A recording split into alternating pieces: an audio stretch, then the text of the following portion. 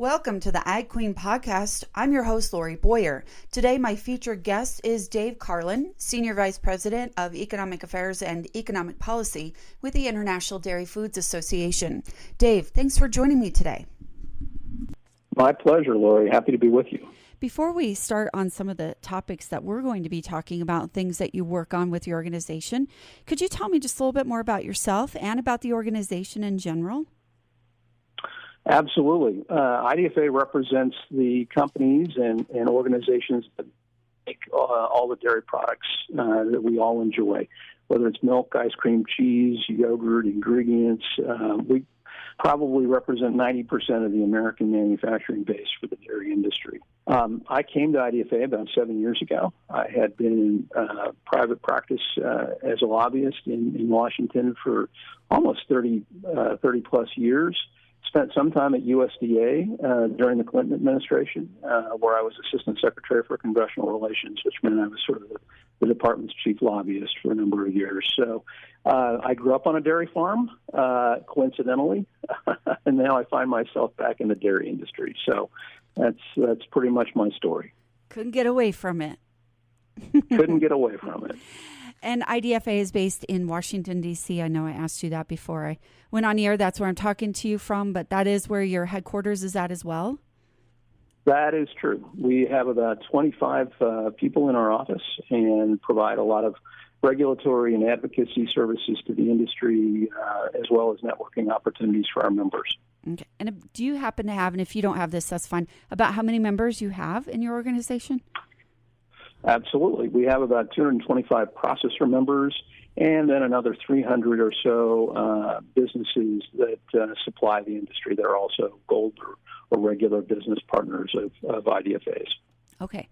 Thank you for the background and a little rundown. That's certainly helpful as we talk about the issues that you're working on. And one of them, and you mentioned you're an advocacy organization, one of the big issues for the IDFA is child nutrition reauthorization. So can we get into that now? Absolutely. I learned over the course of my time at IDFA that the school meals program actually serves more children per day than McDonald's does. So it is an incredibly important part of the nutritional sort of makeup of what kids are able to eat. And dairy, of course, has been historically and continues to be a big part of that program, and we want to make sure that continues going forward. We have a couple of issues that we're working on that are priority issues for us. One has to do with the kind of fluid milk that schools can serve. And that's kind of been all over the place in the last 10 years. It used to be that you could have whole milk and 2% milk in schools and chocolate milk as part of that. And then in 2012, that was all changed, and we went to fat-free flavored milk being the limit on the flavored side. And kids didn't like the taste of that product. They just stopped drinking it. And we saw a significant decline in milk consumption in schools as a result. Well, in 2017, the administration changed their rules under the last administration and allowed at least 1% flavored milk. So a little bit of that fat content in the milk that makes the mouthfeel and the taste of the milk so much more alluring to most kids. And so, of course, milk consumption went back up. But unfortunately, in April of 2020, a federal district court threw out the rule that made that change possible. And now we're playing catch-up again at USDA, trying to get back to where we were just over a year ago and put 1% flavored milk back in schools. USDA is working with us in that regard. They're trying to come up with a rule that would hopefully correct that. But right now we have to go through a waiver process, which is pretty cumbersome for schools to have to do in this kind of COVID environment. We've got a lot on their plates trying to reopen, big full-time in the fall. The last thing they need to have to do is to, jump through a bunch of hoops just to serve 1% flavored milk again. So we're trying to change that again in child nutrition reauthorization. If the department can't get the rule out, we'd like the Congress to help them by telling them basically that they need to at least serve 1% flavored milk. And the reason I should emphasize that we can only go as high as 1%, why can't we go to 2%? Why can't we serve whole milk in schools? The reason we can't do that is because the school meals program is tied to the dietary guidelines for Americans. And that's the rulemaking that comes out every 5 years that USDA participates in. It's a very scientifically based determination. And while we advocated for higher dairy fat levels to be part of that program, that rulemaking, we weren't successful. And the limit is 1%. So that's why we can only go to 1% flavored milk in the school meals program. You know, listening to you when I was a kid, sitting there drinking my carton of milk in school, I never would have thought about all this. Wow.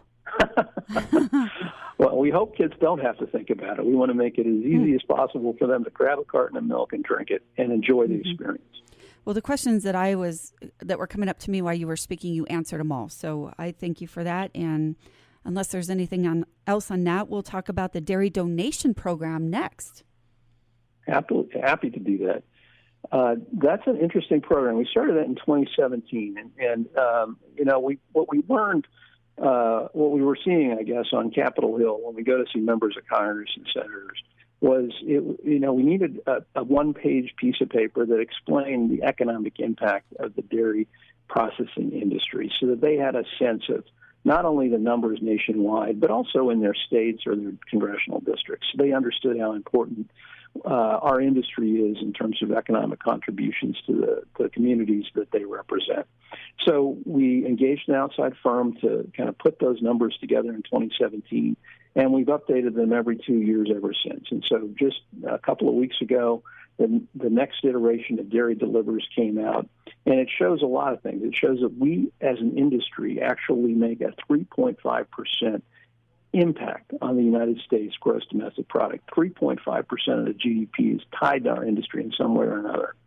We are responsible for 3.3 million total jobs nationwide. That includes not only, of course, the people working in our plants, the truck drivers that serve them, the retail and wholesale folks who put dairy products in the dairy case in the grocery store, but obviously also the farmers and the other suppliers who bring us the products we need to put all of these products in front of the American consumer. So 3.3 million total jobs. And we also talked for the first time in this version of the Dairy Delivers about exports. Exports are so important to our industry, and they're only getting more important. We've sent about 15% of our milk overseas now, and that, like I said, that number is going to get higher. And so that totaled up to about $6.5 billion worth of exports in 2020, according to USDA. So what we're doing also now is adding that number to each of our state charts. I would invite anybody who's listening who wants to see this tool, and it's an interactive tool. You can use it for free. It's on our website. Look under our IDFA.org and our programs tab, and you'll see Dairy Delivers. And you can go all the way down to your congressional district and see exactly what the dairy processing industry means for you locally.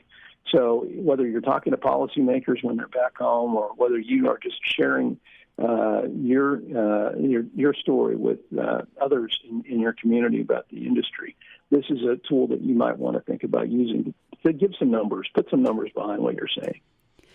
Dave, some of the other sectors of ag have had some issues with being backlogged in processing capacity with COVID and other things that have gone on with lack of workers, and some events that have gone on that have put that back. Is the dairy industry experiencing any of that at all, or coming out of any of that? I think, Lori, we have, certainly at the beginning of the COVID crisis, when the restaurants and food service customers really went away, right?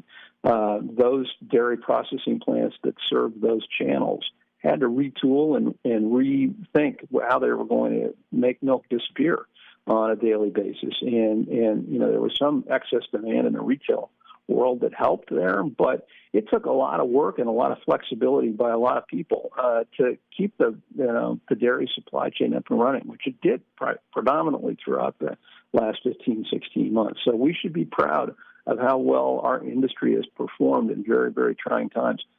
Labor issues you mentioned, those continue to be a real challenge at the farm level, I know for sure, but also in the factories and in the plants. And we're working with our counterparts in food and agriculture to try to get immigration reform done in this Congress so that we can have an ag guest worker program that works for our industry. Up until this point, it's been a seasonally directed program. And as we all know, dairy is 365 days a year, 7 days a week. So we're not seasonal, but we need migrant workers to help us on our farms and in our plants as well. So that's something that we're working very hard to try to achieve, but it's not easy. That's a very politically difficult issue, as probably most of your listeners know. And Dave, you already kind of mentioned and went into the next topic, so I'll have you add in anything else we missed. But just talking in general about the dairy industry impact here in the United States, what else would you like to say about that? Well, I just think that, we have a real strong story to tell. And we should be very proud of the role that we play in our communities in terms of providing jobs to a lot of our local citizens. We should be proud of the nutritious and healthy product that we put on people's tables and in schools and in restaurants around the country every single day. There's a lot of health benefits that are becoming known now a little bit more every year about the benefits of dairy consumption. And part of what we do here in Washington is try to make sure that the policymakers understand those benefits and the positives that dairy can play in a healthy diet. And that's, as we talked about earlier, child nutrition reauthorization is one area where we can hopefully achieve some of those goals, but there are definitely other areas as well. And we're working every day back here to try to, again, make the policymakers understand that the dairy industry in this country is important. It's economically vibrant and growing. I mean, the other thing that sometimes people talk about is fluid milk consumption going down. That is true. But the rest of the industry is growing more than enough to compensate for that. And so overall, the dairy industry in this country is growing. And it's nice to be part of a growing industry. It's nice to be working in an industry that makes a difference, a positive difference in people's lives. And everybody in our office comes to work every day with that attitude. So we're doing our part. We work closely with our counterparts, National Milk, who represent sort of the dairy farmer side of the equation on many of these issues. A lot of the child nutrition issues we talked about earlier. We are on the Hill working with members of Congress with our friends at National Milk On. So I just want to let everybody know that the industry, I think, is aligned on a lot of issues and working closely together to try to achieve some goals that I think we can all be supportive of and proud of. For more information on the International Dairy Foods Association, their website is idfa.org. I want to thank my guest, David Carlin, Senior Vice President of Legislative Affairs and Economic Policy with International Dairy Foods Association, my guest today. For the Ag Queen podcast, I'm Lori Boyer.